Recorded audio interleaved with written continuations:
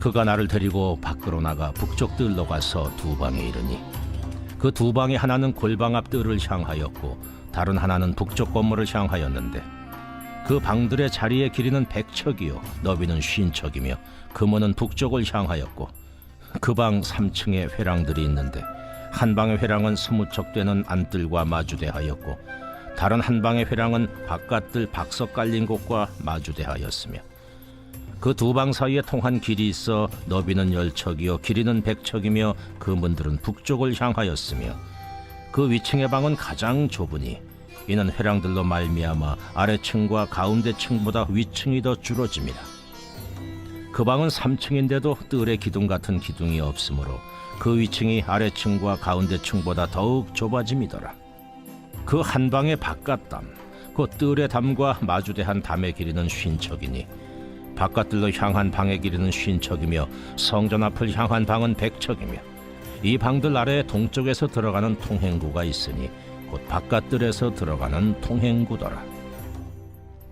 남쪽 골방뜰 맞은 쪽과 남쪽 건물 맞은 쪽에도 방 둘이 있는데 그 두 방 사이에 길이 있고 그 방들의 모양은 북쪽 방 같고 그 길이와 너비도 같으며 그 출입구와 문도 그와 같으며 이 남쪽 방에 출입하는 문이 있는데 담 동쪽 길 어귀에 있더라. 그가 내게 이르되 좌우 골방뜰 앞 곧 북쪽과 남쪽에 있는 방들은 거룩한 방이라. 여호와를 가까이하는 제사장들이 지성물을 거기에서 먹을 것이며 지성물 곧 소제와 속죄자와 속건제의 제물을 거기 둘 것이니 이는 거룩한 곳이라. 제사장의 의복은 거룩하므로 제사장이 성소에 들어갔다가 나올 때 바로 바깥들로 가지 못하고 수종들은 그 의복을 그 방에 두고 다른 옷을 입고 백성의 뜰로 나갈 것이니라. 그가 안에 있는 성전 측량하기를 마친 후에 나를 데리고 동쪽을 향한 문의 길로 나가서 사방 담을 측량하는데 그가 측량하는 장대 곧 그 장대로 동쪽을 측량하니 500척이요 그 장대로 북쪽을 측량하니 500척이요 그 장대로 남쪽을 측량하니 500척이요 서쪽으로 돌이켜 그 장대로 측량하니 500척이라. 그가 이같이 그 사방을 측량하니 그 사방 담 앞마당의 길이가 500척이며 너비가 500척이라. 그 담은 거룩한 것과 속된 것을 구별하는 것이더라. 새벽 영성 기도 시간입니다. 오늘은 에스겔 42장 말씀 함께 살펴보겠습니다. 우리는 계속해서 에스겔이 본 이상의 부분을 살펴보고 있습니다. 40장에서 시작해서 계속해서 하나님은 에스겔을 데리고 새 성전의 여러 면을 보여주고 계십니다. 오늘 본문에서는 매우 특별한 용도로 사용되고 있는 남편, 북편, 골방 뜰에 있는 두 방들을 소개하고 있습니다. 이 방은 눈에 띄지 않았고 화려하지 않았지만 성전에 결코 없어서는 안 될 필수적인 방이었습니다. 이 방이 없었다면 많은 불편함이 있었을 것이고 어려움이 있었을 것입니다. 하나님께서는 이 방을 만들어 주시는데요. 이를 통해 우리는 섬세하시고 배려가 많으시고 또 베푸시고 채우시는 하나님을 보게 됩니다. 하나님은 우리의 모든 필요를 아시고 우리를 채우십니다. 공중의 새를 보라 심지도 않고 거두지도 않고 창고에 모아 들이지도 아니하되 너희 하늘 아버지께서 기르시나니 너희는 이것들보다 귀하지 아니하냐라고 하신 주님의 말씀을 기억하시기 바랍니다.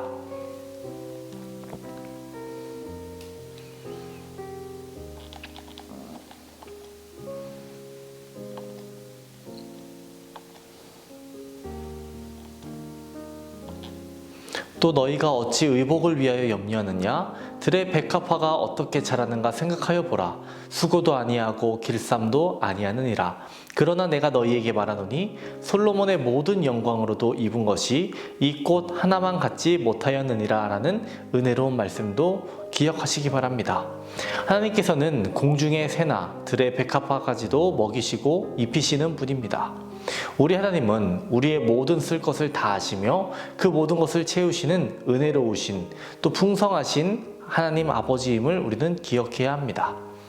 제사장도 사람이기에 쉬기도 해야 하고 먹기도 해야 합니다. 하지만 이 모든 것에 기준이 되고 있는 것이 있었습니다. 그것은 거룩이었습니다. 이 거룩한 공간에서 지내야 했으며 이 거룩한 공간에서 먹어야 했고 이 거룩한 공간에서 쉬어야 했습니다. 많은 구절들로 설명이 되고 있지만 가장 중요한 내용은 13절과 14절이라고 할 수 있겠습니다.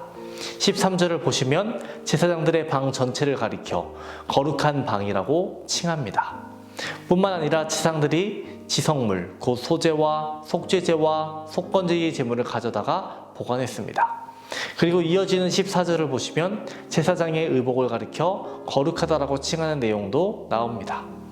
본문은 제사장들의 방과 그 안에 두는 지성물, 그리고 제사장의 의복 등이 모두 거룩함을 강조하고 있는 것입니다. 이는 제사장의 의식주 모두를 의미한다라고 할 수 있습니다.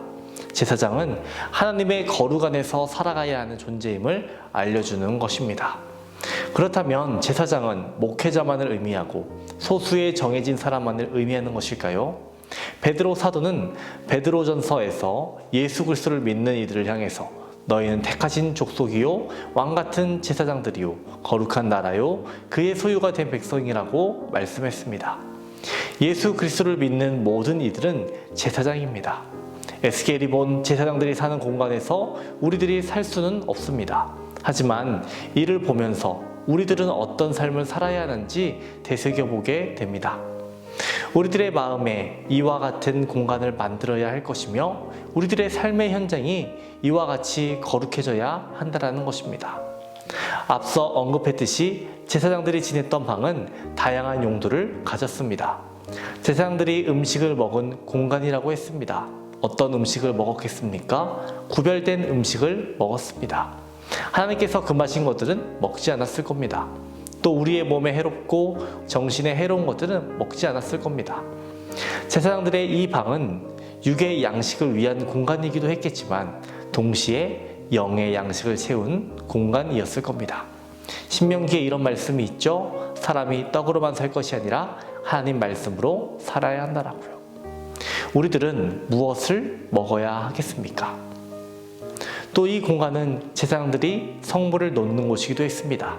이는 예배를 준비하는 물건들을 가져다 놓은 것입니다. 이는 어떻게 해석하는 것이 좋을까요? 예배를 준비하는 자세로 해석할 수 있을 것 같습니다. 우리는 예배자의 마음을 가지고 살아가고 있습니까? 이 공간은 제사장들이 쉬는 공간이기도 했지만 이 쉼은 다시 예배를 준비하기 위한 쉼의 공간이었다는 것을 우리는 기억해야 합니다. 우리는 어떤 음식을 먹으며 어떤 옷을 입고 있습니까? 우리는 주님의 말씀을 기억해야 합니다. 내가 거룩하니 너희도 거룩할지어다. 이 세상을 본받지 말고 주님의 말씀을 기억하며 살아가야 하겠습니다. 고린도전서 10장 31절에 그런즉 너희가 먹든지 마시든지 무엇을 하든지 다 하나님의 영광을 위하여 하라라고 말했습니다. 여러분, 우리의 삶의 공간을, 마음의 공간을 거룩함으로 가득 채우시기를 바랍니다. 하나님의 영광을 위해 살아가는 저와 여러분 되시기를 주님의 이름으로 축원합니다. 오늘은 월요일입니다. 월요일 공동 기도 제목은 나라와 민족을 위한 기도입니다. 먼저는 이 땅의 영적인 회복과 자유민주주의를 위해서 기도해 주시고 분열과 갈등이 사라지게 해달라고 기도해 주시기 바랍니다. 기도하겠습니다. 우리를 거룩한 삶으로 이끄시는 하나님, 오늘도 거룩하게 살아갈 수 있게 인도하여 주옵소서. 날마다 하나님의 거룩한 자녀로 살아가기에 부족함이 없도록 우리를 인도하여 주옵소서. 영적으로 안일함에 빠지지 않게 하여 주시고 우리에게 주신 말씀으로 우리들 결단할 수 있도록 도와주시옵소서. 이를 행하시고 성취해 가시는 주님, 나의 만족과 유익을 위해서만 기도하는 것이 아니라 하나님의 나라를 위해서 또 이 나라를 위해서 세계의 평화와 약자들을 위해서 기도할 수 있는 성숙한 그리스도인 되게 하여 주옵소서. 오늘은 나라와 민족을 위해 기도합니다. 이 나라 이 민족에게 영적인 회복을 허락하여 주시옵소서. 세워주신 교회와 담임 목사님을 위해 기도합니다. 복음의 빛을 밝히는 교회로 귀한 사명 감당하게 하여 주옵소서. 담임 목사님 말레이시아 난민학교 방문으로 일정 중에 계십니다. 하나님 보호하여 주시고 인도하여 주옵소서. 퇴임문을 위해 기도하는 성도, 사고로 입원한 성도, 투석으로, 어지럼증으로, 디스크로, 공황장애로, 불면증으로, 우울증으로 고통받는 성도들을 위해 기도합니다. 하나님 그들을 치료하여 주시옵소서. 암투병 중에 있는 박재성 권사님, 유은영 권사님, 김정수 집사님, 오유미 성도님, 박서연 청년, 유경민 청년 주의 손으로 안수하여 주시고 깨끗이 낫게 하여 주옵소서. 연로하신 장로님, 권사님, 집사님들 건강케 하시고 주께서 주시는 평안함과 형통함을 허락하여 주시옵소서. 우리의 삶을 거룩으로 인도하시는 예수님의 이름으로 기도합니다. 아멘.